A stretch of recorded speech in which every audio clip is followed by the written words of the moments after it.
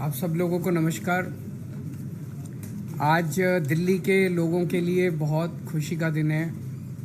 अभी थोड़ी देर पहले मैंने और एलजी साहब ने मिलके लगभग 400 ई बसेस का इनॉग्रेशन किया। 400 ई बसेस आज और दिल्ली की सड़कों पे उतरी हैं। इसके पहले 400 बसेस ऑलरेडी दिल्ली की सड़कों पे चल रही थी, तो अब 800 इलेक्ट्रिक बसेस बिल्कुल modern air conditioned buses Delhi की सड़कों पे चलने लगी हैं। और इसके साथ दिल्ली देश का वो शहर बन गया जहां सबसे ज़्यादा इलेक्ट्रिक बसेस चल रही हैं। जैसा मैंने बताया, इसके पहले 400 बसेस चल रही थी, 400 और आज आ गई तो 800 बसेस हो गई हैं।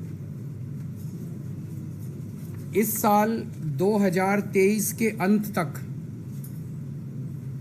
हमारे पास उम्मीद है कि 1900 इलेक्ट्रिक बसेस सड़कों पे आ जाएंगी। 800 बसेस के साथ दिल्ली देश का सब शहर हो गया सबसे ज़्यादा बसों वाला, और 1900 बसेस आने के बाद दुनिया के चुनिंदा शहरों में, मैं ये नहीं कहूँगा कि दुनिया के में सबसे ज़्यादा होंगी, पर दुनिया के उन चुनिंदा शहरों में दिल्ली का नाम आएगा जहाँ पे काफ़ी इलेक्ट्रिक बसेस चलती हैं। और 1900 बसेस आने के बाद हर साल हम 1.07 lakh tons of carbon dioxide बचा पाएंगे। जैसा मैं पहले कई बार बोल चुका हूँ कि 2025 तक का हमारा लक्ष्य है। दिसंबर 2025 तक टोटल दिल्ली की सड़कों पे 10,480 बसें होंगी, जिसमें से 80% बसेस 8,280 बसेस इलेक्ट्रिक बसेस होंगे। ये एक बहुत एम्बिशियस टारगेट है और ये किसी भी क्रांति से कम नहीं है कि आज हम 2023 में बैठे हैं। लगभग 2.25 साल के बाद हमारे पास 8,280 इलेक्ट्रिक बसेस होंगी, और जो कि 80% ऑफ द फ्लीट जो है वो, जबकि अभी 800 बसें हैं, 800 से 8,000 10 टाइम्स बसें हम 2.5 साल के अंदर 2.25 साल में ले जाएंगे। ये बसें ज़ीरो पोल्यूशन करती हैं। एक सिंगल चार्ज पे 225 किलोमीटर चलती है बस। सो एक बार अगर चार्ज हो जाए तो लगभग पूरा दिन उसका काम चल जाता है।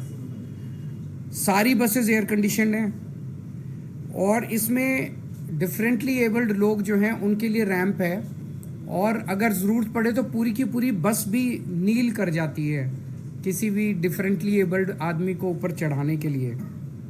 स्टेपलेस बोर्डिंग है क्योंकि लो फ्लोर बसेस हैं, जिससे लोगों को सहूलियत होती है। हर बस में 3-3 सीसीटीवी कैमरे हैं और महिलाओं की सुरक्षा के लिए पैनिक बटन्स हैं। कंट्रोल रूम के साथ हर बस का 2 वे कम्युनिकेशन है, और हर बस में जीपीएस यूनिट है उसकी लाइव ट्रैकिंग करने के लिए बस की, और डिस्क ब्रेक्स हैं, fire detection and suppression system है। आज की डेट में टोटल अभी बसें आई हैं, लेकिन कई बसेस जो हैं वो अपनी उनकी लाइफ पूरी हो गई थी, वो रिटायर भी हो गई हैं। आज की डेट में टोटल 7,135 बसें बची हैं दिल्ली में, जिसमें से 800 ई बसेस हैं और 6,335 जो हैं वो सीएनजी की बसेस हैं। इसके थोड़े से फाइनेंशियल्स के बारे में बता देता हूँ, काफ़ी कन्फ्यूजन चल रहा था। 921 बसें हमें केंद्र सरकार की 921 बसों पे सब्सिडी मिल रही है। हर बस पे 45 लाख रुपए की लगभग हमें सब्सिडी मिलेगी, और 921 बसों पे मिला के 417 करोड़ रुपए की सब्सिडी मिलेगी। हर बस की लाइफ जो है वो 12 साल है, तो टोटल खर्चा 921 बसों पे टोटल खर्चा 4,091 करोड़, लगभग 4100 करोड़ का खर्चा आएगा, जिसमें से 417 करोड़ रुपए केंद्र सरकार से मिलेंगे। 10% केंद्र सरकार से मिलेंगे, बाकी 90% जो है वो दिल्ली सरकार खर्च करेगी। तो 8,200 बसों का जो हमारा टारगेट है, उसमें से 900 ये और 300 बसें पहले, 1,200 बसें हमें केंद्र सरकार की सब्सिडी से मिलेगी, और बाकी सारी बसेस हम अपने पैसे से लाएंगे। हमारी तो केंद्र सरकार से गुजारिश है कि जैसे इन 1200 बसों पे सब्सिडी दे रहे हो, बाकियों पे भी सब्सिडी अगर दें तो अच्छा रहेगा।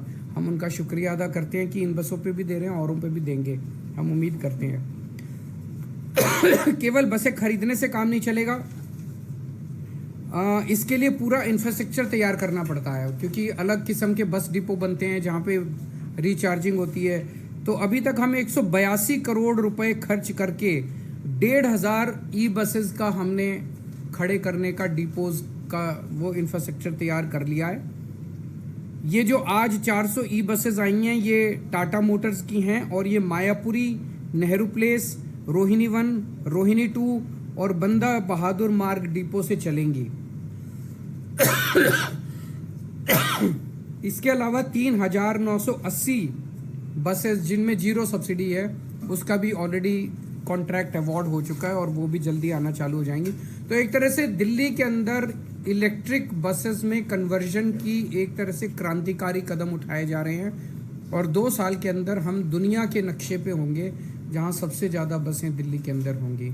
अगर इस पे आपके कोई प्रश्न है तो सर आपने कहा कि अभी केंद्र सरकार ने 10% जो है बीजेपी का कहना है कि ज़्यादातर केंद्र सरकार दे रही है और आप लोग इसका श्रेय ले रहे हैं। सारा श्रेय उन्हीं को और सारी मेहनत हमारी, सारा, मैं तो हमेशा ही कहता हूँ सारा श्रेय उन्हीं का। सर एक और इम्पोर्टेंट सवाल है, इंडिया और भारत को लेकर ये कहा जा रहा है कि जो स्पेशल सेशन है उसमें प्रस्ताव लाया जाएगा, इंडिया का नाम बदलकर भारत किया जाएगा और कुछ निमंत्रण भी राष्ट्रपति की तरफ से आज में इस पूरे मामले को सर आप कैसे देख रहे हैं, क्योंकि तरह तरह की चर्चा हो रही है रोटेशन में रिपब्लिक ऑफ इंडिया की जगह भारत लिखा जाए। देखिए मेरे को पास कोई आधिकारिक सूचना नहीं है इस बारे में कि ऐसा वो करने जा रहे हैं, लेकिन जैसा आप लोग बता रहे हैं ऐसी उड़ती उड़ती हवा सुनी है। ऐसा क्यों किया जा रहा है? ऐसा कहा जा रहा है इसलिए किया जा रहा है क्योंकि इंडिया नाम का कई सारी पार्टियों का एक अलायंस बना है जिसका नाम इंडिया है।